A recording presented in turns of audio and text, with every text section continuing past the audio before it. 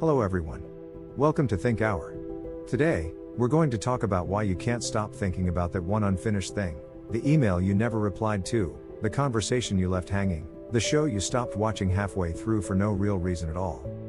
Nothing urgent happened. No alarm went off. No one reminded you. But your mind won't let it go. This isn't a flaw in your thinking. It's not anxiety, and it's not you overthinking things, like people love to say. It's a specific mechanism in your brain. It has a name. And once you understand it, you'll start noticing it everywhere, in your to-do list, in your relationships, even in the shows that are designed to keep you watching. It's called the Zeigarnik Effect. Let's get into it. In the 1920s, a psychologist named Bluma Zeigarnik was sitting in a busy restaurant in Vienna, watching the waiters work. She noticed something strange. The waiters could remember incredibly complicated, unpaid orders, tables of 10, substitutions, special requests, without writing anything down. But the moment the order was paid and closed, they forgot it almost instantly. Ask them 5 minutes later what table 6 had ordered, and they'd draw a blank. That contrast bothered her enough to take it into the lab. She ran a series of experiments where participants were given small tasks, puzzles, simple assignments, and in some cases, they were interrupted partway through and not allowed to finish. The results were consistent. People remembered the interrupted, unfinished tasks far better than the ones they completed. Not slightly better. Often twice as well. Something about leaving a task open kept it alive in memory, like a program still running in the background. Finish the task, and the brain seems to file it away and move on. Leave it open, and it keeps nudging you. This became known as the Zeigarnik Effect. Unfinished tasks occupy far more mental space than completed ones. Here's the mechanism, as best as modern psychology understands it. Your brain treats an incomplete task the way your phone treats a background app. It doesn't fully close it. Some part of your attention stays allocated to it, quietly, whether you want it to or not. Psychologists sometimes call these open loops. A loop opens when you start something, a task, a thought, a conversation, with the intention of finishing it. Until it's resolved, that loop stays technically active in your mind, consuming a small, constant trickle of mental energy. This is why an unfinished argument replays in your head for days, but a resolved one fades within hours. Why you can recite the plot of a TV show you dropped halfway through, years later, but forget the ending of one you watched all the way through last month. Why a half-written email sits in your mind like a low hum, even when you're doing something completely unrelated. It's not that your brain is broken. It's that your brain is built to prioritize incompletion. Evolutionarily, this probably made sense. An unfinished task once meant unresolved danger, or an unmet need. Your ancestors who forgot about half-built shelters or half-eaten prey didn't survive as well as the ones whose brains kept nagging them to go back and finish. You inherited that nagging. You just apply it to inboxes now instead of shelters. Here's where it gets uncomfortable. You are not the only one who knows about this effect. Entire industries are built on it. Every television show that ends an episode mid-crisis, right before the twist, is manufacturing an open loop on purpose. It's not accidental storytelling, it's applied psychology. The cliffhanger doesn't just make you curious.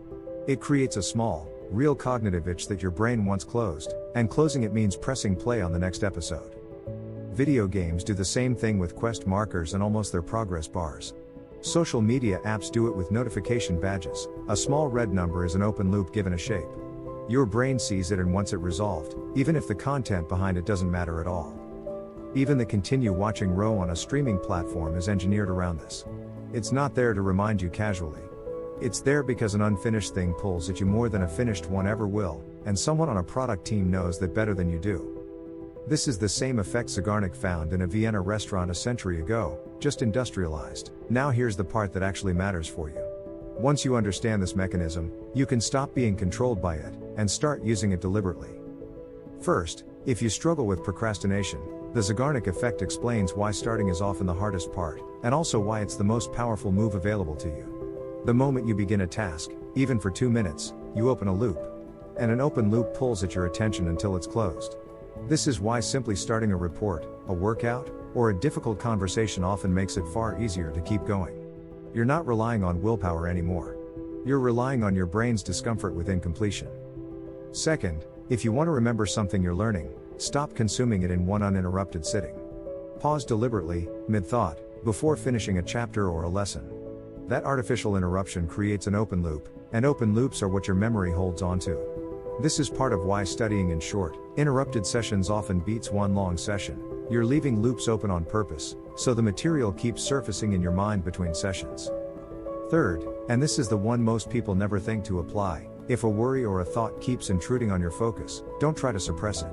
Suppression doesn't close the loop, it just fights against it, which takes energy and rarely works. Instead, write the thought down somewhere it will actually be dealt with, a note, a task list, a specific time to revisit it. Once your brain registers that the loop has a plan for resolution, it quiets down.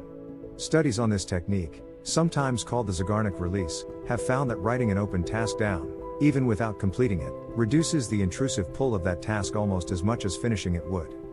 You don't need to close every loop.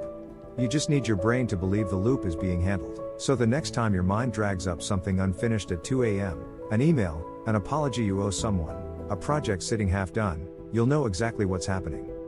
It's not a character flaw. It's not anxiety making things up. It's a psychological mechanism older than television, older than your phone, first noticed in a restaurant almost 100 years ago.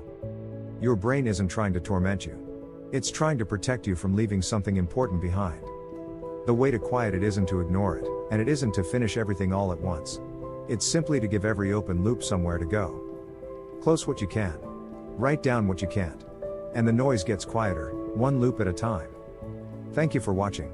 If this made you see your own mind a little differently, subscribe to Think Hour. Every week, we break down one idea like this, simple, strange, and true.